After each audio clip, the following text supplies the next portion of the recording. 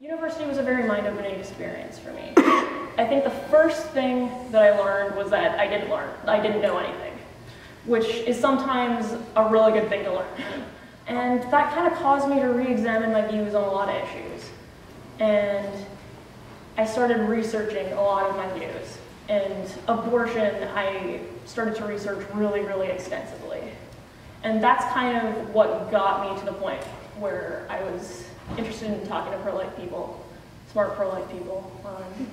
I was like this jerky apologist guy that was just like, pro-life arguments are clearly the smartest ones, and I'm going to use speaking to prove that to people. Like, that was basically the approach.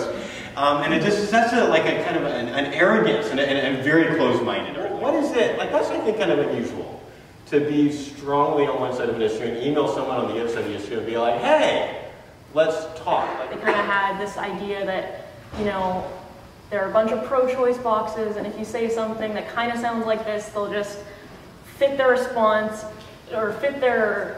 fit you in the box. Yeah, instead of fitting their response to what you're actually saying.